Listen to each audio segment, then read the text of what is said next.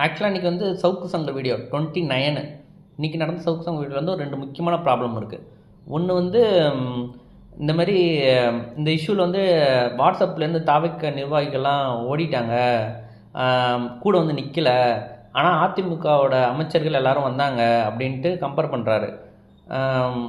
ஆனால் அதிமுக அமைச்சர்கள் மேலே வந்து சொத்து குவிப்பு வழக்கு இருக்குது, லேண்ட் கிராபிங் இது இருக்குது, அவங்கன்னா ஓடிட்டு ஒளிஞ்சிட்டாங்களான்னு கேட்குறாரு. சொத்து குவிப்பு வழக்கம் இது 40 பேர் ஸ்டாம்பில் இறந்து ஒன்றா எப்படி அது கம்பேர் பண்ணானே தெரில. இதுவே லூஸ்தனமாக இருந்துச்சு. தூத்துக்குடி ஷூட்டிங்கில் வந்து அப்போது நடந்தப்போ ஒரு ஏடிஎம்கே இவங்களும் வந்து வரவே இல்லை. அதேமாரி இப்போ டிஎம்கேல அப்போ உயிரோடு தான் கம்பேர் பண்ண. இவர் லேண்ட் கிராபிங் கேஸும் சொத்துக்கு வழக்கம் ஒன்றா, இதுனா இது கம்பேரிசன்ன்ற மாதிரி இருந்துச்சு. இன்னொன்று வந்து நைஸாக அப்படியே தாவக்க வந்து இதோட கூட்டணி வைக்கணுன்ற மாதிரி அப்படியே உள்ள சொருவை பார்க்குறாரு. அதாவது டீப்பாக பண்ணால் ஆரம்பத்துலேருந்தே தாவக்காவோட இது வந்து ஏடிஎம்கே எதிர்க்கிறது. ஏடிஎம்கே ரீசண்டாக இப்போது கரூருக்கு முன்னாடி இதில் தான் திண்டுக்கல்லில் தான் அவர் வந்து எழுத்து பேசுகிறாரு பொருந்தா கூட்டணி. அதுக்கு முன்னாடி கூட நேரடி தாக்குதல் இல்லை. ஆனால் பிஜேபி மேலே மாநாட்டிலேயே பிஜேபி மேலே வைக்கிற போது என்ன தெரியுதுன்னா, முதல் எதிரி அதாவது பிஜேபி தான் ஃபஸ்ட்டு எதிரியாக பார்க்குறாரு.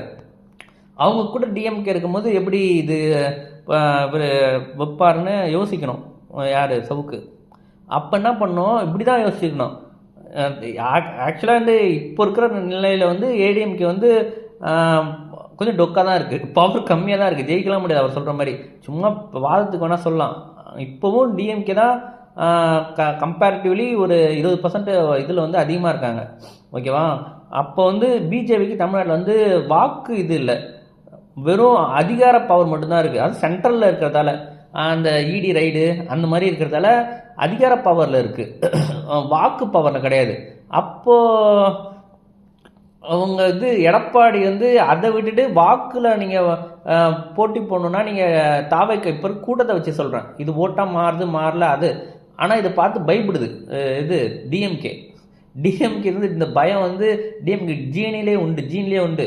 ஏன்னா ஒரு புதுசாக ஒரு நடிகை வரான், அவனுக்கு இவ்வளோ கூட்டம் சேருது, அவன் 10 வருஷம் தொடர்ச்சியாக அவங்கள படுக்க போடுறான்.